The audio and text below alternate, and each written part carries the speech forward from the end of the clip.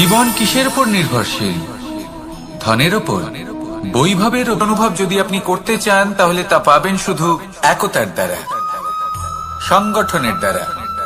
যদি আপনাকে উদাহরণ দিই, নিজের এই হাতটাকে দেখুন, 5টা আঙুল রয়েছে। কোনো একটা বস্তুকে নিজের একটা আঙুল দ্বারা তুলে ধরার চেষ্টা করে দেখুন, বড়ই কষ্ট হবে। তখন আপনি বুঝতে পারবেন যখন এই 5টি আঙুল একত্রিত হয় তখন কোনো কাজ কতটা সহজ হতে পারে। এটাই হলো শক্তি, একতার। সব থেকে ভালো উদাহরণ যদি আপনাকে দিই তাহলে বাঁশি। এই বাঁশি থেকে অত্যন্ত মধুর সুর নির্গত হয় যা সবার মন প্রসন্ন করে দেয়। এই কথা সত্যি, কিন্তু এই বাঁশি আমি একটা বা দুটো আঙুল দিয়ে বাজাতে পারবো না। আমাকে প্রত্যেকটা আঙুল ব্যবহার করতেই হবে, তবেই এর থেকে মধুর সুর নির্গত হবে যা সকলকে প্রসন্ন করবে, ঠিক কিনা? ঠিক এইভাবেই যদি আপনি চান যে আপনার জীবনরূপী বাঁশি থেকেও মধুর সুর নির্গত হোক বা সবার মনকে প্রসন্ন করে তুলুক, তাহলে আপনাকেও জীবনে একতা নিয়ে আসতেই হবে। আপনি একাও কর্ম করতে পারেন, পথ চলতেও পারেন, সামনেও এগোতে পারেন, সাফল্যও লাভ করতে পারেন। কিন্তু যখন সকলে একসাথে এগোবেন, সেই পথে চলবেন, সেই কর্মই করবেন, তখন লক্ষ্যে অবশ্যই পৌঁছবেন, সাফল্য অবশ্যই লাভ করবেন। কিন্তু সেই সাফল্য এবং তার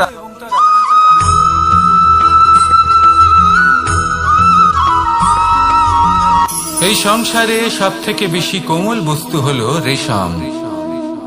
এই রেশম এতটাই কোমল হয় যে এর পুরো একটা থান শুধুমাত্র একটা হাতে ধরা সম্ভব। কখনো ভেবে দেখেছেন এই রেশম কিভাবে হয়? একটি কীট তার লালার দ্বারা উৎপন্ন হয়।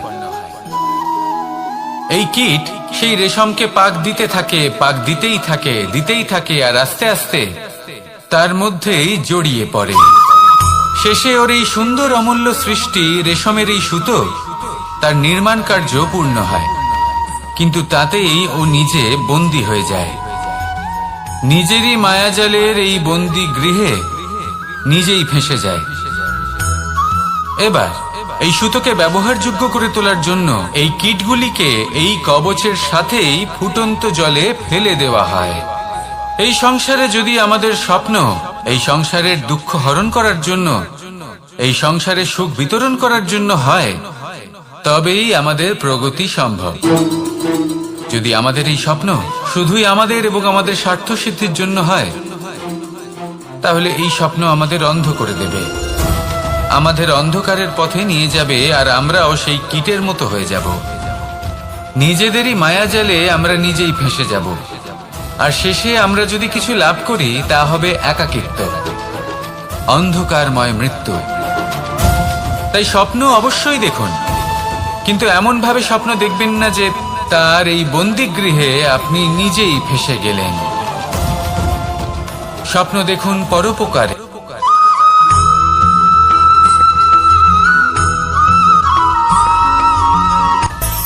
মানুষের মধ্যে একটা বিচিত্র প্রবৃত্তি থাকে, অন্য সকলের বিষয়ে, তাদের জীবনের বিষয়ে, তাদের ব্যক্তিত্বের বিষয়ে, তাদের ভবিষ্যতের বিষয়ে অনুমান করা। এটা হলো অনুচিত। কারোর অতীতকালকে দেখে লোকে ভবিষ্যৎ বলে দিতে পারেন, বর্তমানকে দেখে ভবিষ্যতের বিষয়ে অনুমান করে ফেলেন।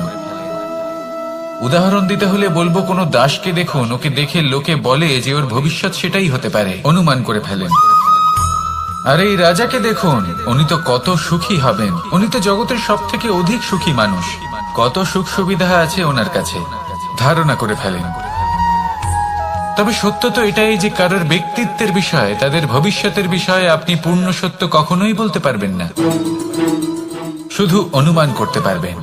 আর এই অনুমান করে সত্যি কোনো লাভ হয় না, কারণ এই কাল সেটা হলো অত্যন্ত শক্তিশালী। কালো থেকে কালোতর কয়লাকেও হিরেতে পরিণত করতে পারে, অনেক বড় বড় রাজাকেও বিদূষক বানিয়ে ফেলতে পারে এক মুহূর্তেই। তাহলে আপনি অনুমান করে কি লাভ? কি পেলেন অনুমান করে? সেই জন্য কারোর বিষয়ে কোনো অনুমান করবেন না, তার ভবিষ্যতের বিষয়ে অনুমান করতে যাবেন না, কারোর বিষয়ে কোনো ধারণা করে নেবেন না। কিছু করতে হলে ভালোবাসুন, সবার মধ্যে ভালোবাসা ছড়ান, সবার মধ্যে ধন্যাত্মক ভাব ছড়ান। এই মন প্রসন্ন হয়ে বলবে, রাধা রাধা।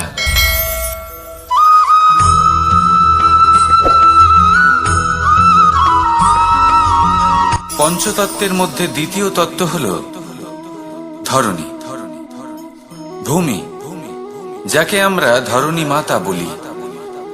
এই ধরণী ধৈর্য ধারণ করে, আর এর উপরেই আমাদের সমগ্র সংসার নির্ভরশীল। কারণ এই ভূমি সহ্য ক্ষমতা রাখে, এর সহ্য ক্ষমতা হল অপরিসীম। সন্তান যতই আঘাত প্রদান করুক না কেন, প্রেম পূর্বক সহ্য করে, আর তার বদলে অমূল্য রত্ন প্রদান করে। সন্তান যদি হাল চালায়, তাহলে তার বদলে তাকে অন্ন প্রদান করে। এটাই হলো ধরণী। এবার এর থেকে আমরা কি শিক্ষা পেতে পারি? এটাই যে কারোর জন্য কিছু করা বা কাউকে কিছু দেওয়া মনে কোনো কামনা ছাড়াই। আর এই কথাটা বুঝে যান, যদি কারোর জন্য কামনা না রেখে বা কোনো পাওয়ার আশা না রেখে কারোর জন্য কিছু করেন বা কারোকে কিছু দেন, যদি এটা আপনি শিখতে পারেন, তবে আপনি ভালোবাসতে শিখে গেছেন। আর সেই জন্যই এই ধরিত্রীকে মাতা বলা হয়। কারণ মাতা শুধু উনি নন যিনি গর্ভে সন্তানকে ধারণ করেন, মাতা তো উনিও যিনি জীবন বাঁচতে শেখান, যিনি জীবন বাঁচার উদাহরণ প্রদান করেন। তাহলে ধরণীর থেকে এই নিঃস্বার্থ ভাব শিখুন, নিঃস্বার্থ ভালোবাসা শিখুন, আর এই ভালোবাসার সাথেই বলুন, রাধা রাধা।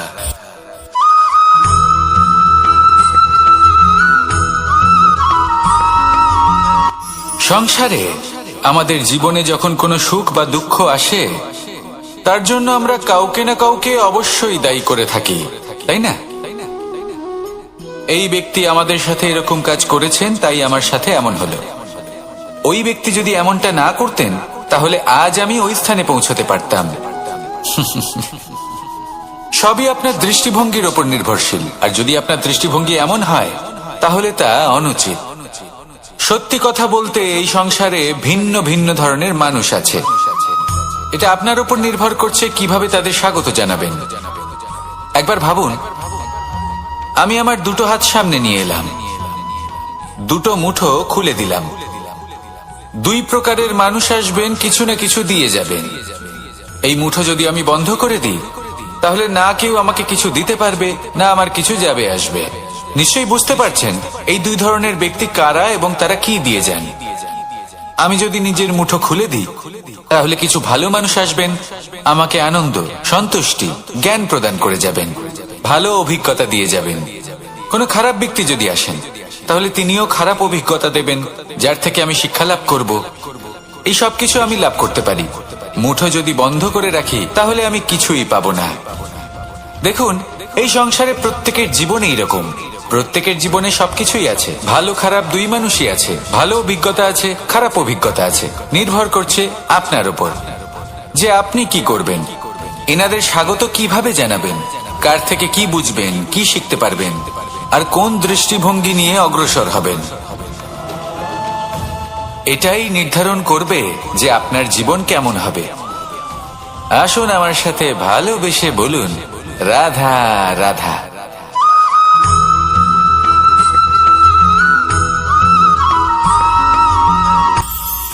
এটা হলো ধান গাছ।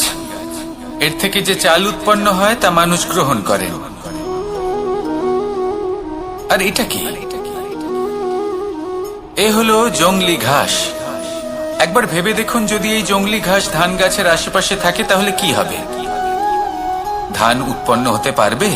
তা উৎকৃষ্ট হতে পারবে? আমরা কি তা গ্রহণ করতে পারবো? কখনোই নয়। এই জংলি ঘাস ধানকে নষ্ট করে দেবে, কিন্তু নিজে জীবিত থাকবে। এটাই হলো আজকের শিক্ষা।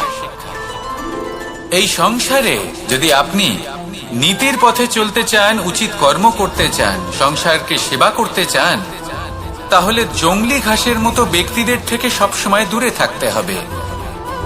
সেই ব্যক্তি যারা দুর্নীতি এবং মিথ্যা দ্বারা পরিপূর্ণ, যাদের ব্যবহার অশুভ, যাদের অনেক অশুভ গুণ রয়েছে, তারা সঠিক নয়। সেই সকল ব্যক্তি যাদের চরিত্র অত্যন্ত দুষ্ট হয়, তারা হয় শুভ চরিত্রের ব্যক্তিকে একদম নষ্ট করে দেয়, নয় নিজের মতো বানিয়ে তোলে। তাই যদি আপনি নীতির পথে চলতে চান, এই সংসারের জন্য শুভ কর্ম করতে চান, তাহলে সেই সঙ্গ লাভ করুন যে সঙ্গ জ্ঞানে পরিপূর্ণ, যাদের মধ্যে অনেক গুণ আছে, যাদের থেকে প্রতিদিন কিছু শিখতে পারবেন। এমন ব্যক্তির সাথে জীবন অতিবাহিত করুন, দুরাচারীদের থেকে দূরে থাকুন। তবেই এই মন প্রসন্ন হয়ে বলবে, রাধা রাধা।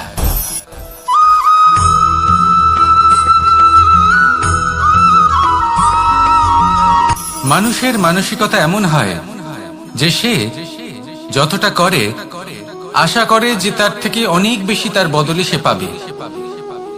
দেখুন, সবকিছুই আপনার ভাবনা চিন্তার উপর নির্ভর করছে। আপনি যদি ফলের বিষয়ে ভেবে কর্ম করতে থাকেন, তাহলে সেটা অনুচিত। জীবনের আসল আনন্দ হলো নিজের কর্ম করতে থাকা, ফলের চিন্তা করা উচিত নয়। যদি আপনি এরকম ভাবেন যে আমি এতটা করছি, আমার এতটা পাওয়া উচিত, সেই ভাবনা অনুচিত। যদি আপনি সেবার মানসিকতা নিয়ে কর্ম করতে থাকেন, কর্মচক্রে প্রবাহিত হন, যদি আপনি এমন ভাবনা রাখেন যে আমি এতটা পাচ্ছি, তাই এর থেকে অনেক বেশি আমি কর্ম করব, তাহলে নিশ্চিত রূপে আপনি যতটা করছেন তার থেকে অনেক বেশি আপনি পাবেন, আপনার আশার থেকে অনেক বেশি আপনি পাবেন। শুধু জীবনে অনেক বেশি কাজ করতে থাকুন, ফলের চিন্তা করবেন না। আর মনে রাখবেন, এই ভাবনাই সব থেকে বড় বীজ। কর্মের উপর বিশ্বাস রাখুন, জীবনে যা যা আপনি চান সবই সুখময় হবে। আসুন আর আমার সাথে ভালোবেসে বলুন, রাধা রাধা।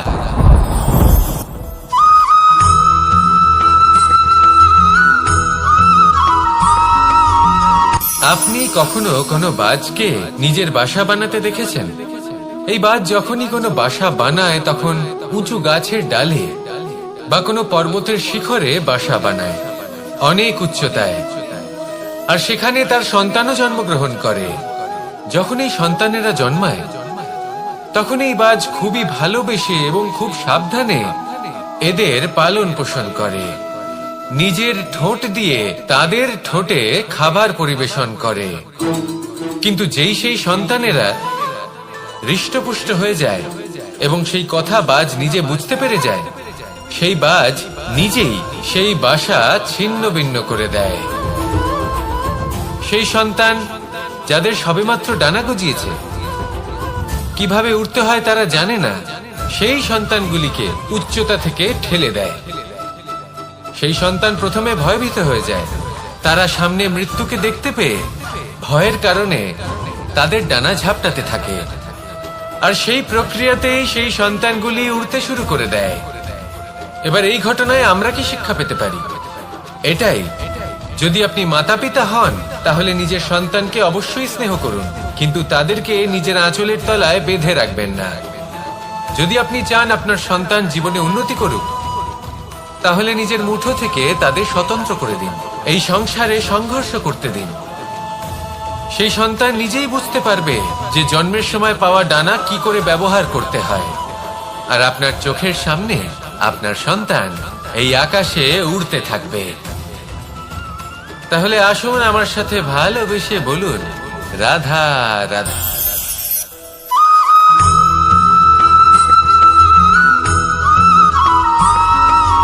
বসন্ত ঋতু, এই সময় মন আনন্দে ভরে থাকে। এমন মনে হয় যেন আমরা আকাশে বিচরণ করতে চলে যাই, কিন্তু সেটা তো সম্ভব নয়। সেই জন্য হয়তো আমরা ঘুড়ি ওড়াই, এই ঘুড়িকে নিজেদের প্রতিরূপ মনে করে। এবার অনেক মানুষ আছেন যারা ঘুড়ি ওড়ান, কিন্তু এই কর্মের সারমর্ম কি সেটা কজন বুঝতে পারেন? আপনি এটা মনে করুন যে আপনি হলেন সেই ঘুড়ি, আর এই সুতো যিনি ধরে রয়েছেন তিনি হলেন পরমাত্মা। আর এই সুতো যেখান থেকে শুরু হয়, সেই লাটাই হলো আমাদের কর্মচক্র। এবার আপনি নিজেই অনুমান করুন যে এই উড়ান কার ওপর নির্ভরশীল? পরমাত্মার ওপর। আর আপনার কর্মের ওপর।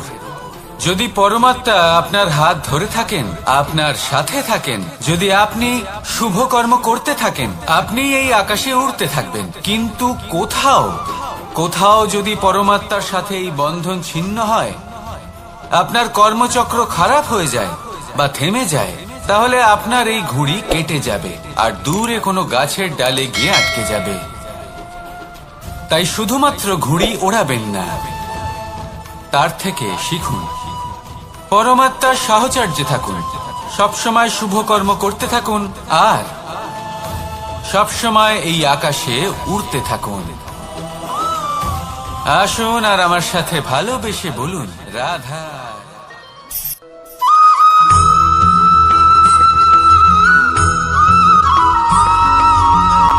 জীবনে যখন কোনো ব্যক্তি নিজের লক্ষ্য প্রাপ্তির জন্য নিরন্তর পরিশ্রম করতে থাকেন, চেষ্টা করতে থাকেন, তখন তিনি কষ্ট অনুভব করেন, কখনো শারীরিক কষ্ট, কখনো মানসিক কষ্ট। এবার উনি এটা ভাবতে থাকেন যে আমি কি উচিত করছি নাকি অনুচিত করছি। কারণ অন্যদিকে এমন একজন ব্যক্তিও আছেন যিনি একদমই পরিশ্রম চেষ্টা করছেন না। তিনি মদিরা পান করেন, বিলাসিতায় জীবন কাটান, অলস প্রকৃতির হয়ে ওঠেন, নিদ্রাতে বিলীন হয়ে থাকেন আর ভাবেন যে তিনি সুখ লাভ করছেন। কিন্তু এরকম কেন হয়? কারণ যখন আমরা সৎ পথে থাকি, উচিত পথে চলি, লক্ষ্য প্রাপ্ত করার জন্য চেষ্টা করতে থাকি, তখন আমাদের ভেতরে থাকা নেতিবাচক শক্তি এবং পাপ এই দেহকে ত্যাগ করে দেয়। আর এই অনুভূতিটাই আমাদের দুঃখের অনুভূতি দেয়, কষ্ট দেয়। এবার সেখানে যদি আমরা কুপথে চলি, অনুচিত পথে চলতে থাকি, তাহলে আমাদের ভেতরে থাকা পুণ্য এবং ধনাত্মক শক্তি আমাদের দেহ ত্যাগ করে দেয়। আর এই অনুভূতির কারণেই আমরা সুখ অনুভব করি। কিন্তু কখনো ভাববেন যে এই সুখ বেশি সময় পর্যন্ত থাকে না। সেই জন্য সবসময় মনে রাখবেন, যদি আপনি জানেন যে এটাই আপনার লক্ষ্য, এটাই উচিত পথ, শুভ পথ, তাতে নিরন্তরভাবে এগিয়ে যেতে চেষ্টা করতে থাকুন।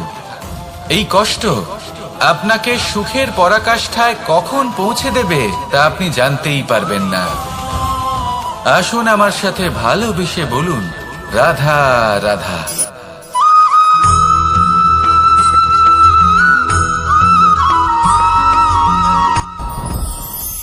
সাথী। সাথী এই শব্দটির ব্যাখ্যা কে কিভাবে করে? মিত্র, সখা, বন্ধু। কিন্তু অর্থ একটাই, তিনি যিনি আপনার সঙ্গী হন আর তিনি যার সাথী আপনি হন।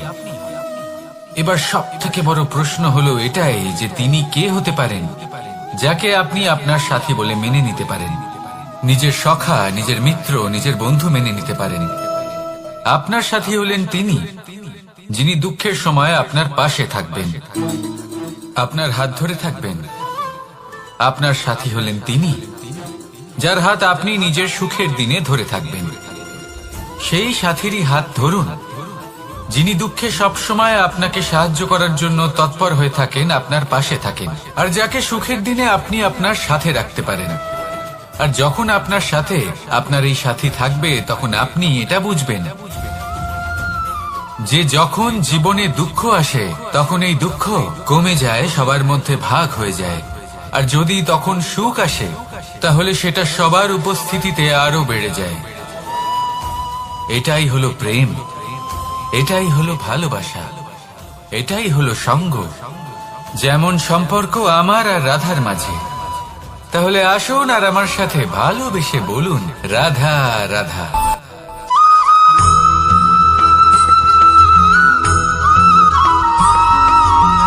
পঞ্চতত্ত্বের মধ্যে দ্বিতীয় তত্ত্ব হল ধরণী, ভূমি, যাকে আমরা ধরণী মাতা বলি।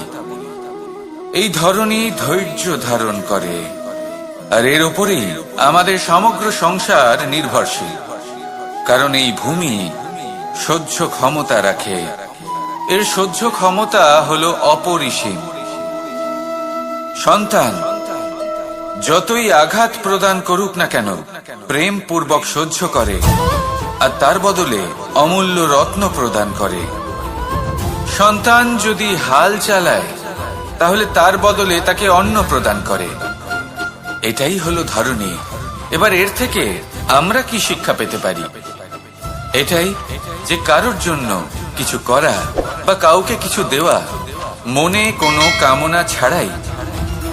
আর এই কথাটা বুঝে যান, যদি কারোর জন্য কামনা না রেখে বা কোনো পাওয়ার আশা না রেখে কারোর জন্য কিছু করেন বা কারোকে কিছু দেন, যদি এটা আপনি শিখতে পারেন তবে আপনি ভালোবাসতে শিখে গেছেন।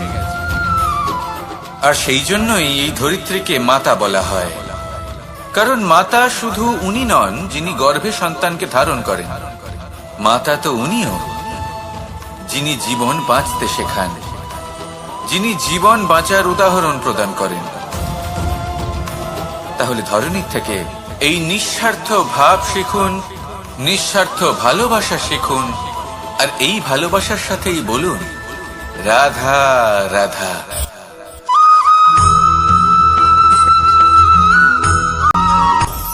আপনি কখনো পর্বতের শিখরে উঠেছেন? আপনি দেখতে পাবেন পর্বতের পদতলে প্রচুর সুন্দর ফুল রয়েছে, সবুজ বনানী রয়েছে। যত আপনি ওপরে উঠতে থাকবেন তত ফুল কমতে থাকবে, সবুজ বনানী কমতে থাকবে। আরো কিছুটা ওপরে উঠলে কাঁটা জাতীয় গাছ দেখতে পাবেন, শুকনো গাছ দেখতে পাবেন। আরো যদি ওপরে ওঠেন তাহলে পাষাণ দেখতে পাবেন। আরো ওপরে উঠলে হিমখণ্ড দেখতে পাবেন। এই যে পর্বত, তা মনুষ্য জীবনের সব থেকে উত্তম উদাহরণ। মানুষ যখন সাফল্যের শিখরে পৌঁছতে চান, মহানুভবতার শিখরে পৌঁছতে চান, পথে যত আস্তে আস্তে উপরে উঠতে থাকেন ততই ভৌতিক বস্তু তার থেকে বিচ্ছিন্ন হতে থাকে। যদি তিনি সেই ভৌতিক বস্তুগুলি ত্যাগ না করতে পারেন তাহলে কখনোই সেই স্থানে পৌঁছতে পারবেন না। আর মানুষ যদি উচিত ত্যাগ করতে পারেন, পথে অগ্রসর হতে থাকেন, এগোতে থাকেন, তাহলে একদিন না একদিন তিনি মহানুভবতার, জ্ঞানের, সাফল্যের হিমের স্বাদ অবশ্যই লাভ করবেন। মনে রাখবেন, মানব জীবনে ত্যাগ হলো অত্যন্ত গুরুত্বপূর্ণ অংশ। আসুন আমার সাথে ভালোবেসে বলুন রাধা রাধা।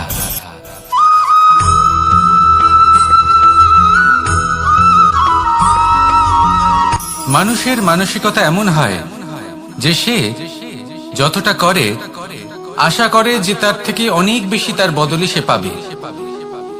দেখুন, সবকিছুই আপনার ভাবনা চিন্তার উপর নির্ভর করছে। আপনি যদি ফলের বিষয়ে ভেবে কর্ম করতে থাকেন তাহলে সেটা অনুচিত। জীবনের আসল আনন্দ হলো নিজের কর্ম করতে থাকা, ফলের চিন্তা করা উচিত নয়। যদি আপনি এরকম ভাবেন যে আমি এতটা করছি, আমার এতটা পাওয়া উচিত, সেই ভাবনা অনুচিত। যদি আপনি সেবার মানসিকতা নিয়ে কর্ম করতে থাকেন, কর্মচক্রে প্রবাহিত হন, যদি আপনি এমন ভাবনা রাখেন যে আমি এতটা পাচ্ছি তাই এর থেকে অনেক বেশি আমি কর্ম করব, তাহলে নিশ্চিত রূপে আপনি যতটা করছেন তার থেকে অনেক বেশি আপনি পাবেন। আপনার আশার থেকে অনেক বেশি আপনি পাবেন। শুধু জীবনে অনেক বেশি কাজ করতে থাকুন, ফলের চিন্তা করবেন না। আর মনে রাখবেন, এই ভাবনাই সব থেকে বড় বীজ। কর্মের উপর বিশ্বাস রাখুন, জীবনে যা যা আপনি চান সবই সুখময় হবে। আসুন আর আমার সাথে ভালোবেসে বলুন রাধা রাধা।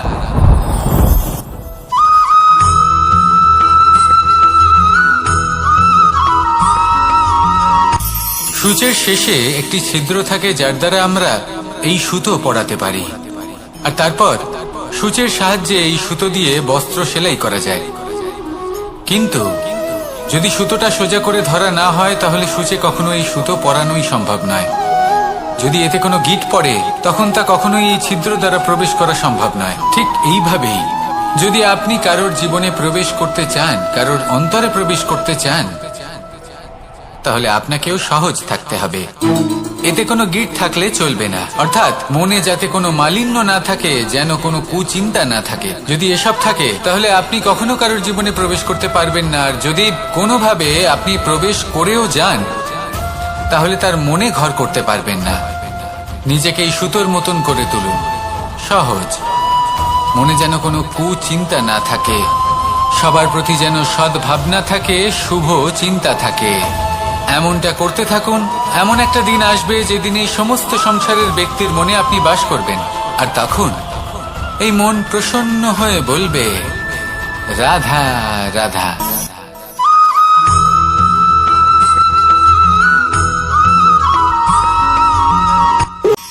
মানুষ তার জীবনে দুই ধরনের পরিস্থিতিকে খুব ভয় পায়। এক, কোনো কারণবশত কারোর সামনে নত হওয়া। দুই, কোনো কারণে নিজের চরিত্র থেকে, নিজের মূল্যবোধ থেকে বিচ্যুত হওয়া। এবার কেন হয় এরকম যে কথায় কথায় কারোর সামনে নত হতে হয়? কেন বারংবার নিজের চরিত্র থেকে চ্যুত হতে হয়? এরকম কেন হয়? এটা তখনই হয় যখন আমাদের শিক্ষা এবং মূল্যবোধের অভাব থাকে। যদি মানুষের মধ্যে প্রকৃত শিক্ষা থাকে, তাহলে এই সংসারে কোনো সময় এবং কারোর সামনেই নত হওয়ার কোনো প্রয়োজন নেই। যদি মানুষের মধ্যে মূল্যবোধ থাকে, তাহলে তাকে নিজের মূল্যবোধ বা চরিত্র থেকে বিচ্যুত হতে হয় না, তা সে যাই হয়ে যাক না কেন। কোনো বালককে যদি জন্ম থেকেই সুশিক্ষার অধিকারী করা হয়, শিক্ষিত করা হয়, মূল্যবোধের অধিকারী করা হয়, তবে সে এই সংসারে এমন কর্ম করবে যাতে সে নিজেকে, নিজের পরিবারকে, সমগ্র সমাজকে গর্বিত করতে পারে। শিক্ষা লাভ করুন, মূল্যবোধ লাভ করুন এবং আমার সাথে ভালোবেসে বলুন, রাধা রাধা।